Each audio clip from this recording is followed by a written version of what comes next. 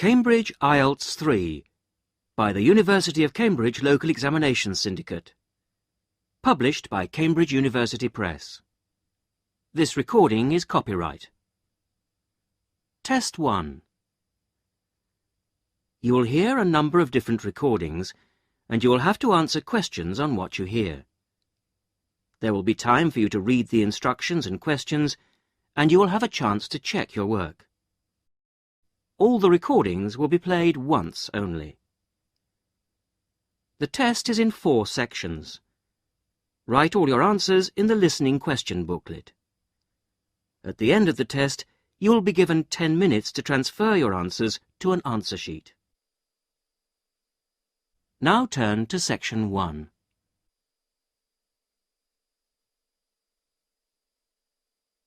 Section 1.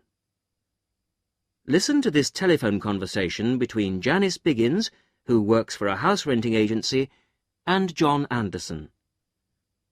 First, you have some time to look at questions 1 to 6.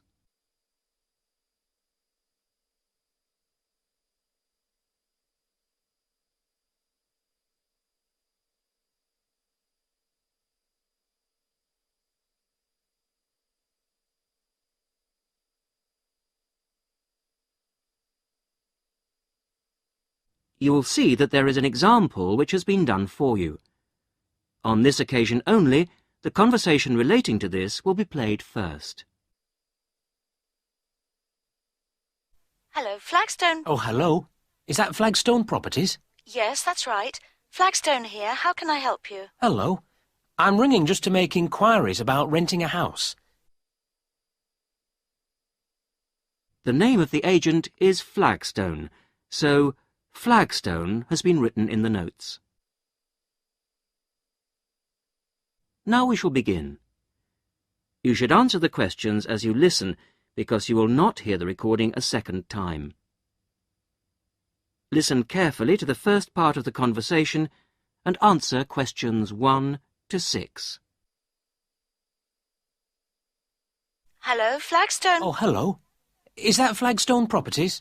Yes, that's right. Flagstone here. How can I help you? Hello.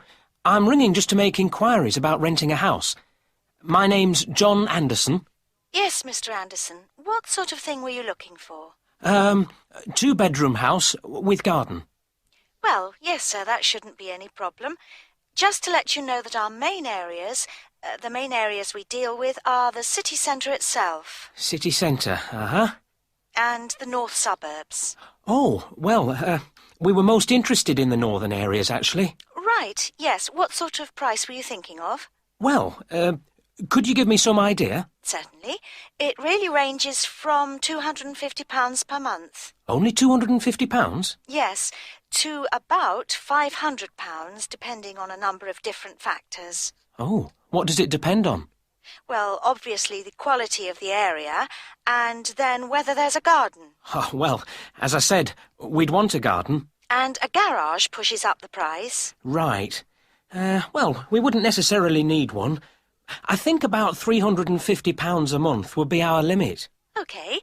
Well, would you like to have a look at a couple of properties, sir? Yes, that'd be great. Looking at our files, I think we've got 2 which might suit you. Oh, hang on. I'll just get a pen. Right.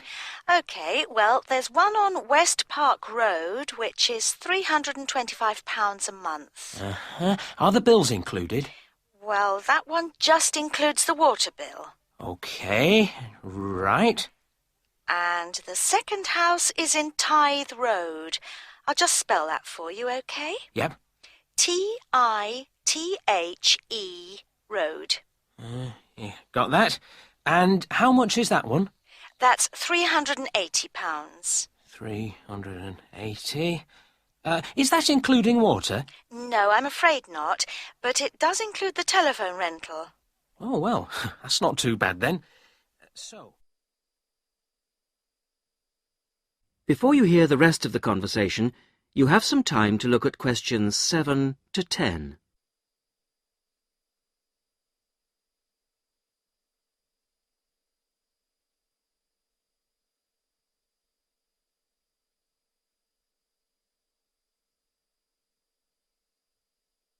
Now listen and answer questions 7 to 10.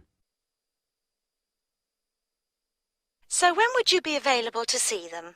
Well, I'll be in town next week, say Thursday. No, I'm sorry, we don't have any availability for Thursday. How about Wednesday afternoon? OK. That's fine. Would 5 be OK? Yes, fine. 5 o'clock it is. Just come to the Flagstone offices. Oh, before I forget, what sort of things do I need to get done, to rent with you? Well, the most important thing is a letter from your bank. No problem. And then a reference letter from your employer. Yes, that's OK. Great. And then we would need you to give 2 weeks' notice of moving in. Right, 2 weeks' notice. And what about a deposit? That's 1 month's rent, whatever the amount is. OK. 1 month. Is that it? No, sorry, one more. You will have to pay for the contract. Oh, yes, I'd forgotten about that. OK, fine. So I'll start arranging those, and I'll see you next week. Yes. Thanks very much. Bye. Goodbye.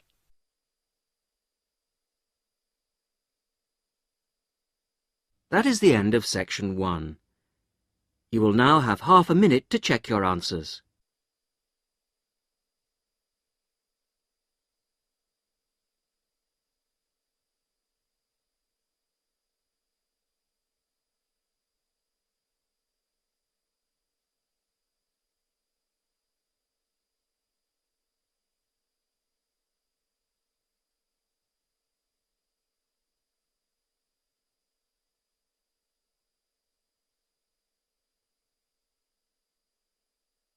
Now turn to section 2.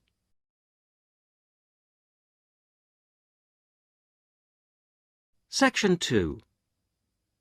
You are going to hear a conversation between 2 women about the health system in England. First, you have some time to look at questions 11 to 17.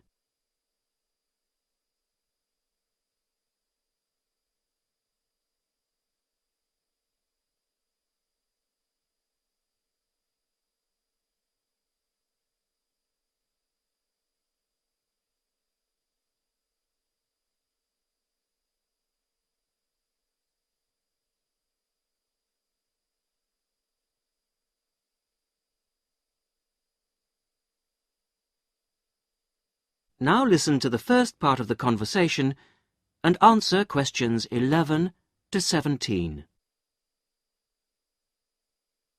Hello, Mrs. Sutton. Come in. How are you settling in next door? Have all your things from Canada arrived yet? I thought I saw a removals van outside your house yesterday afternoon. Yes, they came yesterday.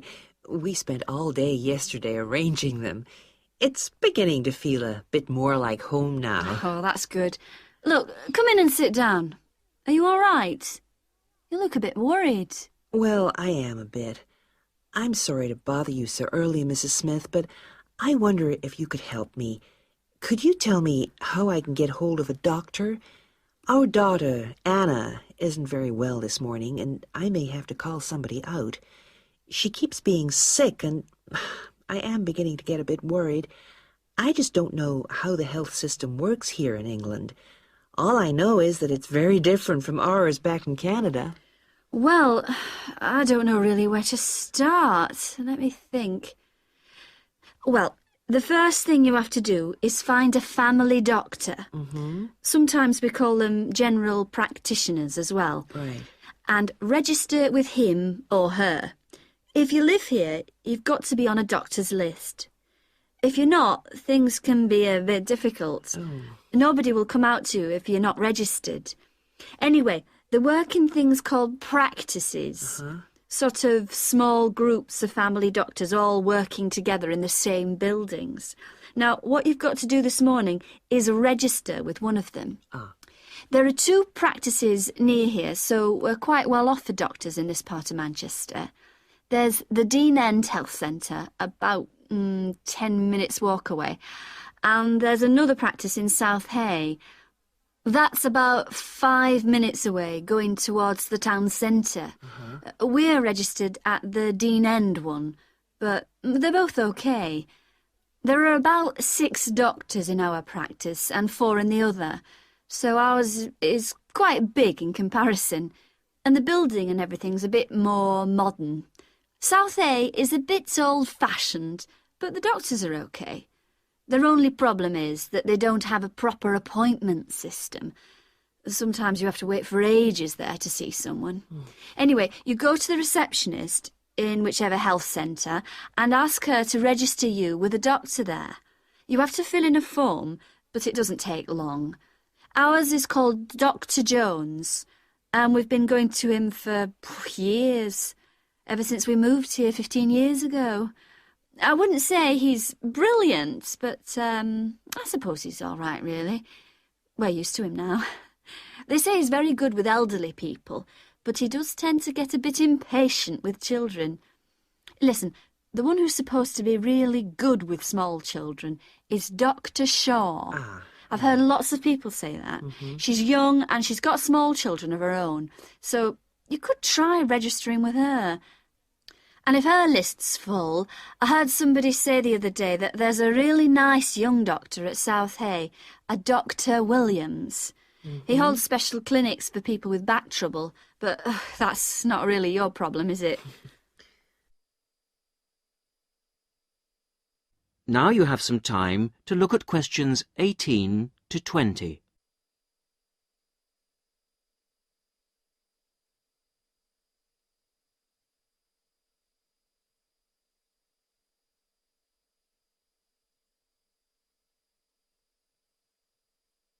Now listen to the rest of the conversation and answer questions 18 to 20. If you want a doctor to visit you at home, you have to ask for a home visit. You're supposed to do that before 10:30 in the morning, but obviously if it's an emergency, you can phone at any time, night or day. It might not be your doctor that comes, though. It's quite often one of the other doctors in the practice. It doesn't really seem to make much difference. Right. Otherwise, you make an appointment to see your doctor at the health centre. You usually get seen the same day. Not always, of course, but usually, as I say.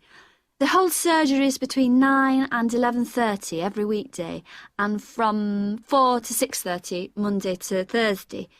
Saturdays are only for emergencies. I see. When the doctor sees you, he gives you a prescription. He writes what medication you need on it, and you take it to a chemist shop. There's one opposite the centre. If it's for a child under 16, you don't have to pay, so if it's for Anna, there's no problem. The same thing goes if you're unemployed or retired, or if you're pregnant. Just as well, because it's not cheap. You pay the same price for each item the doctor has prescribed. At the moment, it's something like £5 per item. So you pay for the medication, but the consultation with the doctor doesn't cost you anything. It's completely free as long as you're a resident here. You're going to be here for 3 years, aren't you? So, well, there shouldn't be any question of you paying anything to see the doctor. So that's one less problem to worry about. Look, Mrs. Sutton, if you want, I'll sit with your daughter for half an hour if you want to go down to the health centre to register. It's no trouble, really, don't worry. Are you sure you wouldn't mind?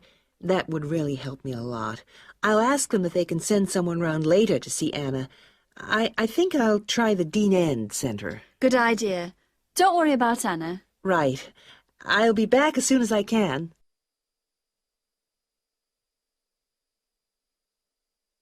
That is the end of section 2. You will now have half a minute to check your answers.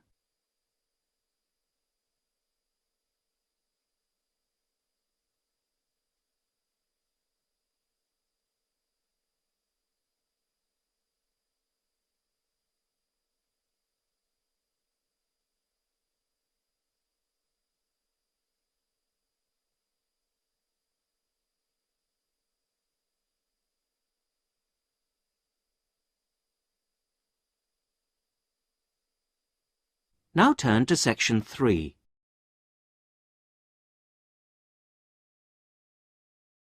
Section 3. You're going to hear a university tutor interviewing a candidate for a place on a postgraduate diploma course in teaching geography.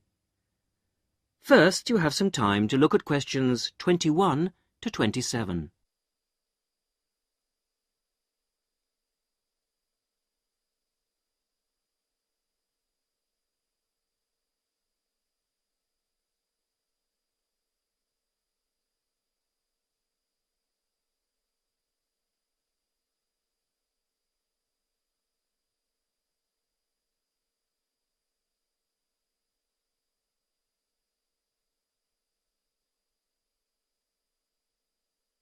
Now listen carefully to the first part of the interview and answer questions 21 to 27. Hello. Jonathan Briggs, isn't it? Yes, that's right. Do come in and sit down. Thanks. Right. Well, Jonathan, as we explained in your letter, in this part of the interview, we like to talk through your application form, your experience to date, etc. And then in the second part, you go for a group interview. Group interview. Yes, I understand. So, your first degree was in economics. Yes, but I also did politics as a major strand. And you graduated in 1989. And I see you've been doing some teaching. Yes, I worked as a volunteer teacher in West Africa. I was there for almost 3 years in total, from 1990 to 1992. How interesting. What organisation was that with? It's not one of the major ones. It's called Teach South. Oh, right. Yes, I have heard of it. It operates in several African countries, doesn't it? And what kind of school was it? A rural cooperative. Oh, a rural cooperative. How interesting. And what did you teach?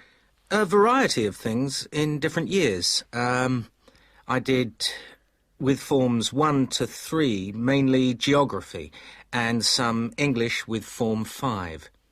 Then, in my final year, I took on some agricultural science with the top year. That's form 6. Right. Quite a variety, then. I also ran the school farm. How interesting. Before the interview continues, you have some time to look at questions 28 to 30.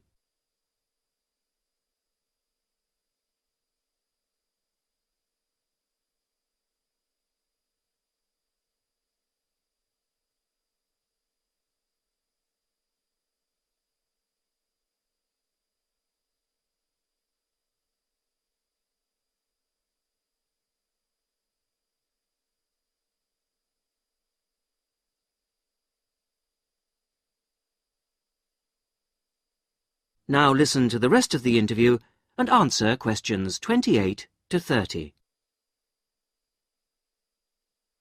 And how did you find the whole experience? I'll be honest with you. At the end of the first year, I really wanted to leave and come home. Oh, why was that? Well, I was very homesick at first and missed my family. Oh, yes, I can understand that. And I also found it frustrating to have so few teaching resources. But I did decide to stay, and in the end I extended my tour to a 3rd year. Right. Things must have looked up then. Yes, we set up a very successful project, breeding cattle to sell locally. Really? And then, after a lot of hard work, we finally got funds for new farm buildings. And you wanted to see things through. Uh-huh. And that's why you want to train to teach geography. Yes. I've had a couple of jobs since then, but I now realise I like teaching best. And I chose geography because it's my favourite subject. And also because I think it has so many useful applications. Well, you certainly have had some interesting work experience. I'll ask you now to go on to the next stage of the interview.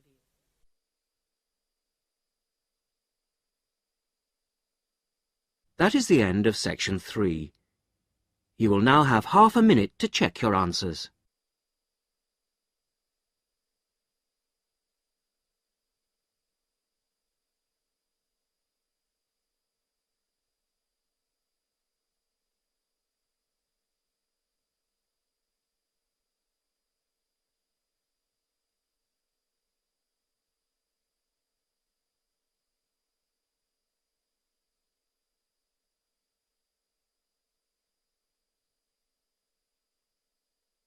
Now turn to section 4.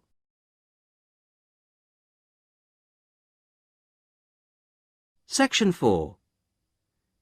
You are going to hear a radio talk on back pain given by Dr. Paula Clayburgh of Liverpool's Wilton Clinic. First, you have some time to look at questions 31 to 40.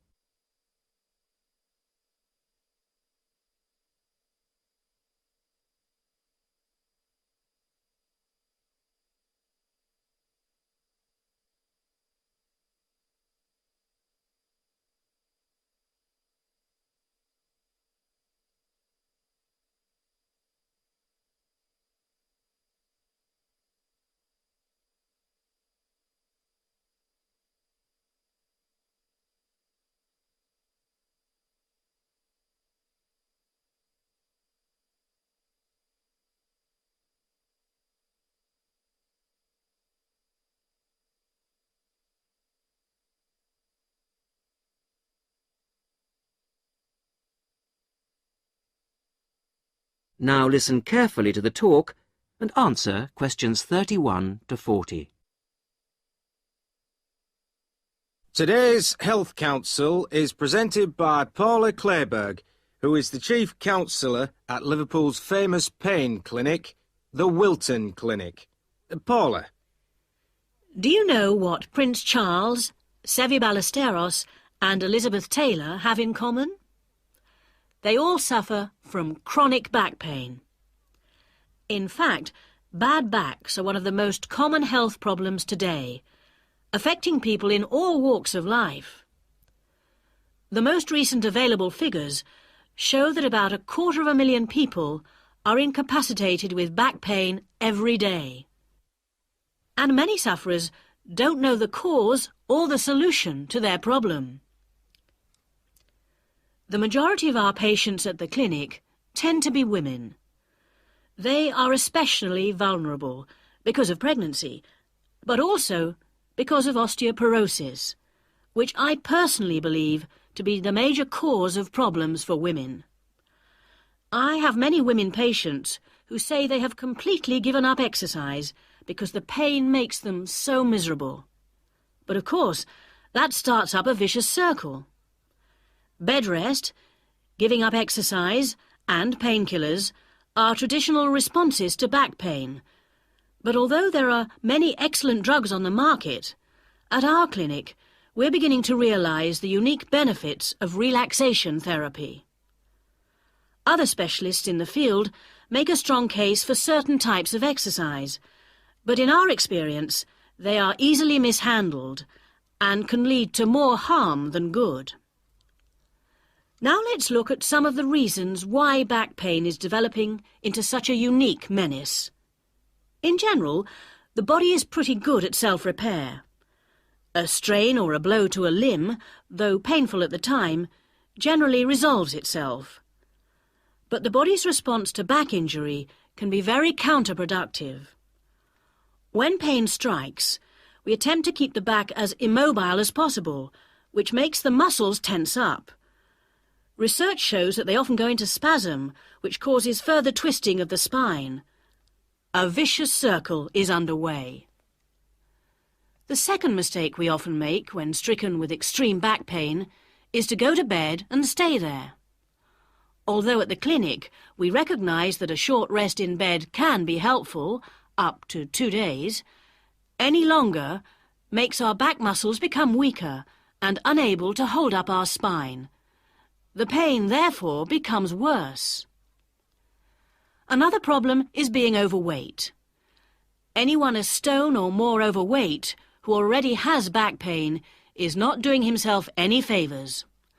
Though it won't actually set it off in the first place, the weight will increase the strain and make things worse. The British diet could be partially to blame for the increase in back pain.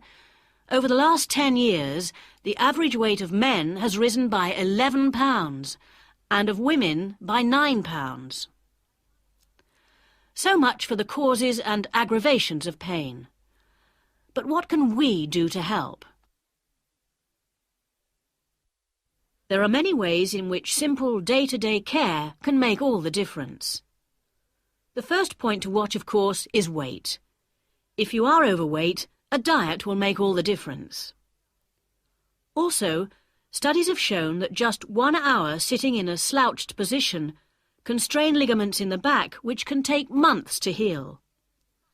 At the clinic, we have come to the conclusion that the major cause of the problem is not with the design of chairs, as some have suggested, but in the way we sit in them. It can be useful to get special orthopaedic chairs, but remember, the most important improvement should be in our posture. Another enemy of your back is, of course, your beds. If your bed doesn't give enough support, back muscles and ligaments work all night trying to correct spinal alignment, so you wake up with a tired, aching back. Try out an orthopaedic mattress or a spring-slatted bed. Research shows that both can be beneficial for certain types of back pain.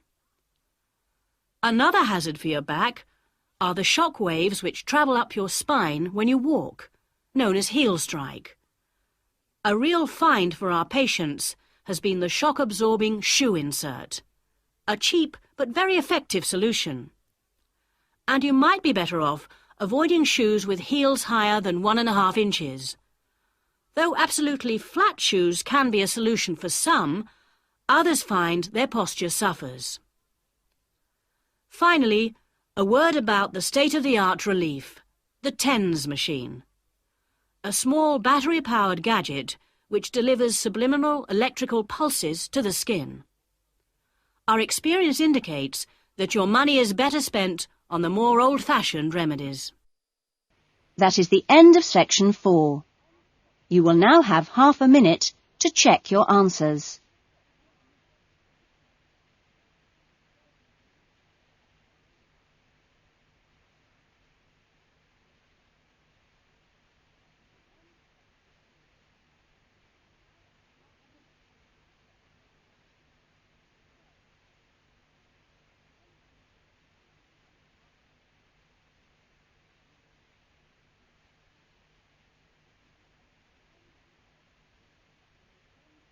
That is the end of the listening test.